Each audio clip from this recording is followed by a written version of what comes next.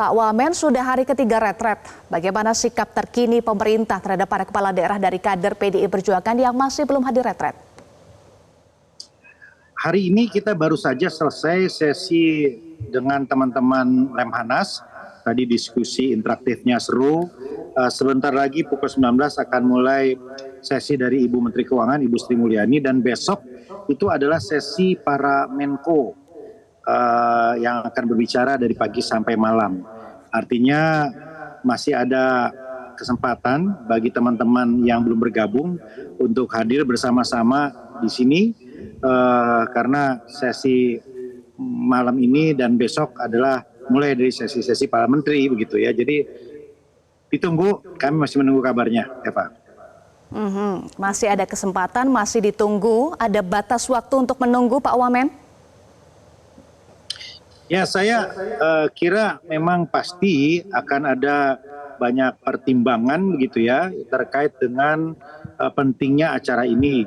Ya tentu semakin lama ke sana semakin banyak hal-hal yang mungkin tidak bisa didapatkan, dan semakin cepat bergabung tentu banyak hal-hal yang lebih bisa didapatkan begitu. Dan kalau memang nggak memungkinkan untuk bergabung juga, kami memberikan opsi untuk mengikuti pembekalan kepala daerah ini pada kloter berikutnya, bergabung bersama-sama teman-teman yang nantinya akan diputuskan oleh MK. Jadi menunggu keputusan MK di kloter berikutnya apabila memang nggak bisa bergabung. Dan saya kira kita akan mendapatkan kejelasannya dalam waktu yang tidak terlalu lama lagi, apakah kloter berikutnya ataukah yang kloter ini yang masih bisa bergabung. Waktu yang tidak lama lagi, apakah artinya sudah ada keputusan yang diinformasikan ke Kemendagri dari PDI Perjuangan? Ya, saya kurang paham kalau soal internal partai.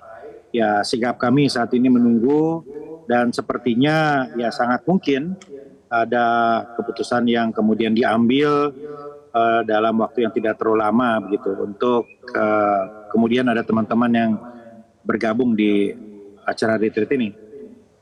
Baik, Mas Burhan, sudah hari ketiga retret.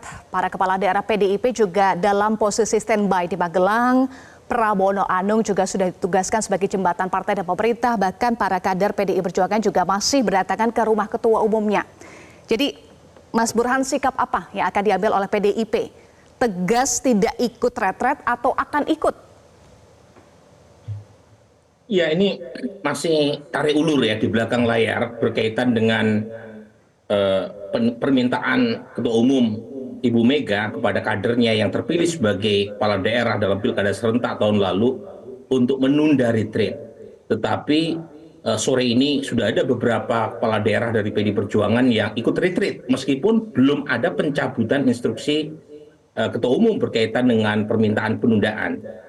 Di antaranya tadi Bupati Lebak terpilih, Hasbullah ya, kemudian juga Bupati Brebes, Bupati Malang, dan beberapa wilayah lain.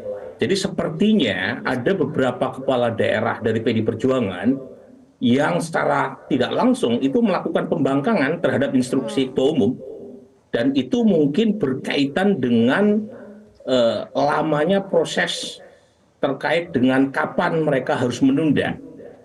Kan sebelumnya Eva sudah ada gesture dari PDI Perjuangan dengan melakukan pertemuan di Kota Magelang, tak jauh dari tempat retreat yang dilakukannya.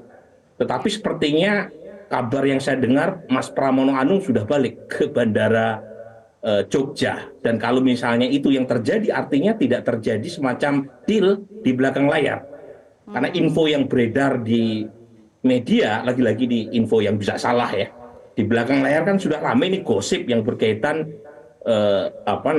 permintaan untuk menunda akan dicabut kalau misalnya penangguhan penahanan terhadap Mas Hasto dikabulkan. Jadi ada kesan, lagi-lagi ini info yang bisa saja meleset karena memang berdasar dari informasi belakang layar yang beredar di kalangan media. Jadi puluhan kepala daerah dari PDI Perjuangan itu menunggu instruksi apakah terjadi pengabulan penangguhan penahanan atau tidak. Kalau misalnya dikabulkan, instruksi penundaan bisa langsung dicabut.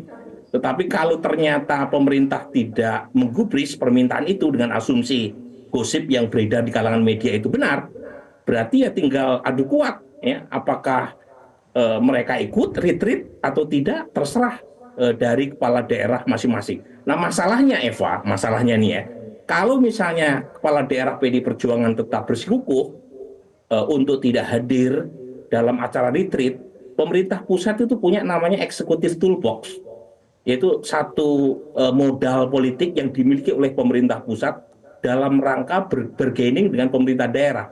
Itu berkaitan dengan dana alokasi umum, dana alokasi khusus, dana bagi hasil. Kan banyak daerah yang tanda kutip ya disubsidi oleh pemerintah pusat. Dan kalau misalnya mereka tidak ikut retreat, itu setelah mereka menjabat, resmi menjabat ya, setelah dilantik, itu akan dikhawatirkan kesulitan untuk bernegosiasi dengan Pak Wamen gitu ya, atau dengan Kementerian Keuangan. Nah ini Kita mungkin yang tanyakan ya ke Pak Wamen, Mas Burhan.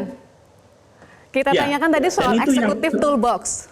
Baik, kita tahan dulu sampai di situ. Eksekutif toolbox apakah akan digunakan? Apalagi ini berkaitan dengan dana-dana yang akan digunakan oleh para kepala daerah. Iya Eva, jadi kami yakin bahwa seluruh teman-teman kepala daerah itu pasti akan juga menghitung, mempertimbangkan. Ada hal-hal yang tidak bisa mereka dapatkan dalam waktu jangka pendek ini, yaitu keakraban begitu ya dengan sama peserta, pemahaman tentang asta cita. Tetapi dalam jangka panjang, persis seperti yang Prof. Burhanuddin tadi sampaikan, Kemendagri ini kan punya stick and carrot. Kemendagri ini kan juga punya sistem bagaimana kita mengevaluasi kinerja pemerintah daerah, bagaimana kita melakukan pembinaan supervisi kepada pemerintah daerah. Ya bagi kepala daerah yang hadir di sini, chemistry ini kan sudah dibangun, kami menjadi lebih akrab dan lebih mudah bersinergi, berkoordinasi. Tetapi bagi yang tidak hadir di sini, ini kan nggak mudah lagi menemukan momentum-momentum di sini untuk membuat chemistry tadi, begitu ya. Dan kita berharap tentunya ketika hadir di sini punya pemahaman yang utuh tentang mekanisme koordinasi, punya pemahaman tentang pembagian kewenangan, maka koordinasi akan enak begitu. Tetapi kalau tidak hadir di sini, ya ini perlu usaha tersendiri untuk kembali menyamakan frekuensi yang tentu tidak mudah tadi. Begitu kira-kira, Eva.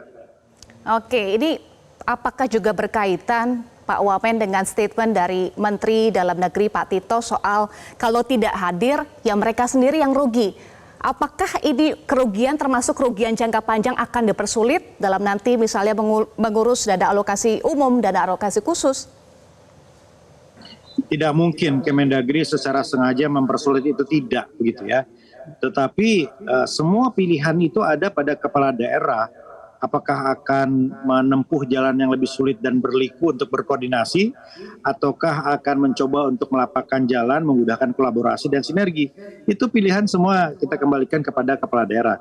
Yang pasti Kemendagri ini sebagai pembina politik dalam negeri, ini pasti terus melakukan proses penguatan kapasitas fiskal, kemampuan kepemimpinan. Itu porsi kami, tugas kami. Kami nggak masuk ke wilayah politik praktis terlalu jauh. Begitu kira-kira. Baik. Jelajahi cara baru mendapatkan informasi. Download Metro TV Extend sekarang.